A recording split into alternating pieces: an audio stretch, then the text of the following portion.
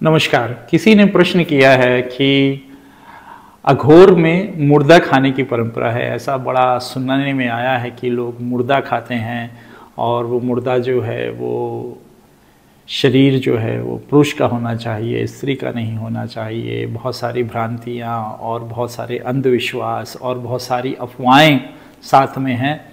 तो मैं जिसने भी प्रश्न किया उनसे ये कहना चाहूँगा कि देखिए, पहली तो चीज़ ये है कि मुर्दा शब्द ही हमारा नहीं है। ये तंत्र और अघोर में बहुत सारा मिक्सचर हुआ इस्लामिक तंत्र के आने के बाद। इस्लामिक तंत्र ना तो इस्लाम का है और ना ही वो हमारा है, वो दोनों की खिचड़ी है। तो जितना भी आप इस्लामिक तंत्र देखेंगे वो हमारे ही तंत्र से, जैसे बुद्धिज़्म ने क्या किया, बुद्धिज़्म ने कामाख्या के क्षेत्र में जो प्रचलित तंत्र था, सबसे महत्वपूर्ण तंत्र था, वो काली तंत्र और तारा तंत्र था। तो बुद्धिज्म ने क्या किया, तारा तंत्र को स्वीकार किया और उसको अपनी अनुसार थोड़ा थोड़ा परिवर्तित करके अपना नया तंत्र बना दिया। ठीक है। ठीक इसी तरह से इस्लाम वाले भी जब हिंदुस्तान आए और पहुंचे बंगाल, देखिए आप अगर भारत का विभाजन आपको याद हो तो सबसे ज़्यादा संख्या मुसलमानों की पाकिस्तान के बाद बांग्लादेश में थी। और जो बांग्लादेश था वो बंगाल था, बंगाल पूरा उसे बंगाल प्रदेश कहा जाता था। अभी तो हम उसे पूर्वी बंगाल और पश्चिमी बंगाल कहते हैं, लेकिन पूर्वी बंगाल बांग्लादेश हो गया, पश्चिमी बंगाल जो है वो तो अभी है ही पश्चिमी बंगाल, हमारे देश का हिस्सा है। तो सबसे ज़्यादा संख्या वहाँ मुसलमानों की थी। और उन मुसलमानों ने जब देखा कि ये अघोरी, ये तांत्रिक इतने शक्तिशाली लोग होते हैं, इतने ज़बरदस्त इनके पास शक्तियाँ होती हैं, तो उन्होंने इस्लाम में रहते हुए तंत्र की प्रक्रियाओं को अपने अनुसार ढाला और इस्लामिक तंत्र बना दिया। और उसमें वहाँ से फिर ये मुर्दा शब्द आया और बहुत सारी और इस तरह के शब्द जो है आने लगे, तंत्र का हिस्सा बनने लगे, अघोर का हिस्सा बनने लगे, संस्कृति का भी धीरे धीरे हिस्सा बन गए, क्योंकि 800 साल का बहुत लंबा समय होता है, कोई छोटा अरसा नहीं होता। तो यहाँ पर मैं जो भ्रांति है मुर्दा खाने वाली, इसको मैं साफ करता चलूँ। देखिए, सबसे पहली चीज़ ये, अघोर में कोई hard and fast return rules नहीं है।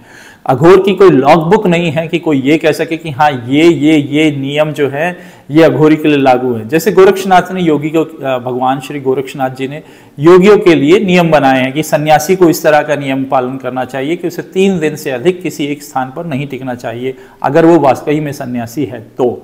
ठीक है।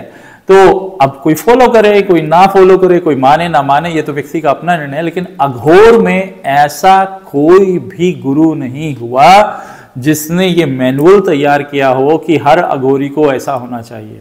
अघोर का एक ही नियम है कि आपका गुरु जो आपको कहे वही आपको करना पड़ेगा।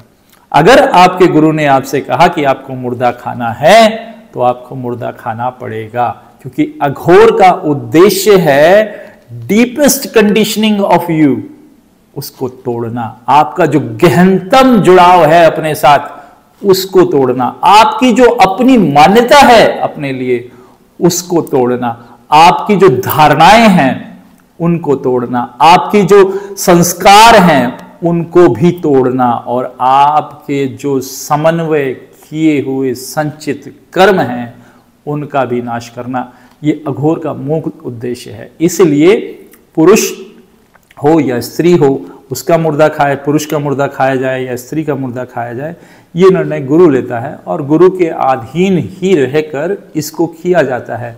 मेरी जहाँ तक बात आए, जब मैं अघोर में था तो मेरे गुरु ने मुझसे ये नहीं कहा, तो मैं इस प्रक्रिया से नहीं।